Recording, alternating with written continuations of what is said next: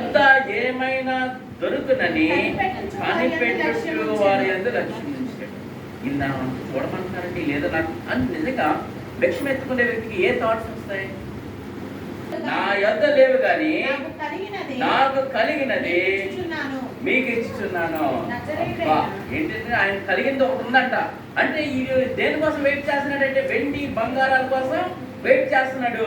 పేదలు గ్రహించి అంటున్నాడు, అంతటా పేదలు అంటున్నాడు, నా దగ్గర మాది వెండి బంగారము నా యొద్ద లేవు కానీ నాకు కలిగినది నీకు ఇచ్చుచున్నాను.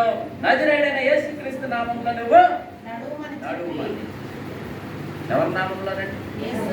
యేసుక్రీస్తు నామంలో. నజరేయుడగు యేసుక్రీస్తు యొక్క నామంలో నువ్వు నడువు అన్నాడు. తర్వాత ఏం చెప్పాడండి అక్కడ? వాని కుడి చేయి పట్టుకొని లేవనెత్తను, వెంటనే వాని పాదములు శీలమండలములు బలము పొందెను. చూడండి, ఆడు దిక్కున లేచిపోయాడంట. దిక్కున లేచి నడిచాడంట. నడిచి గంతులు వేయించు, దేవుని స్తుతించు, వారితో కూడా దేవాలయంలోకి వెళ్ళిపోయాడు.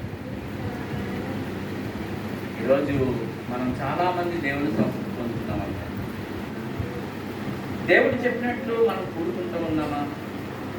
కానీ ఆ భిక్షవాడు మాత్రం ఏమయ్యాడంటే ఆడి జీవితంలో ఎన్ని పైసలు వేస్తే ఆడు కాలు బాగవుతుంది. అసలు ఈయన పూజ పెట్టిందో ఒక గుంపు తీసుకొచ్చి పూజ పెడుతున్నారు. అసలు ఈ గిత్తారా ఎవరో కూడా తెలియదు. పొద్దున సాయంత్రం మధ్యాహ్నం కొద్దిగా బొవ్వ పెట్టేసి పూజ పెడతారు అంతే.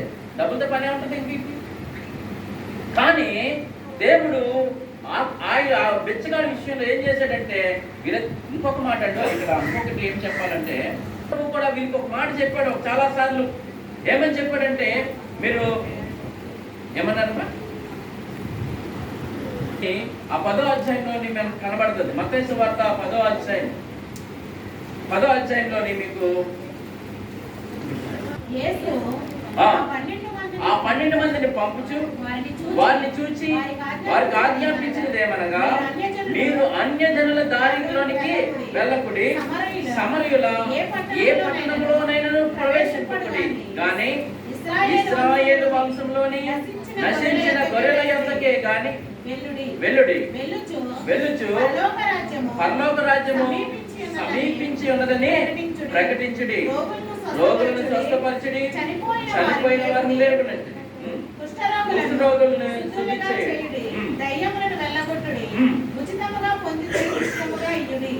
మీ సంచులలో బంగారమునైనను వెండినైనను రాగినైనను ప్రయాణము కొరకు జూలెనైనను 2 అంగీలనైనను చెప్పులనైనను చేతికర్రనైనను సిద్ధపరచుకొనుడి. చాలండి. అక్కడ ఆయన ఆజ్ఞాపించింది. ఈయన ఏం చెప్పాడు? ఈయన ఆజ్ఞ ఇచ్చాడు. ఏమని చెప్పాడంటే, ఆయన ఆజ్ఞ ఏంటంటే రోగులను స్వస్థపరచండి, చనిపోయిన వారిని మీరు లేపండి, కుష్ఠ రోగుల్ని శుద్ధి చేయండి, దయ్యములను వెళ్ళగొట్టండి, ఉచితంగా పొందితే కనుక ఉచితంగా ఇయ్యండి. అదే 108.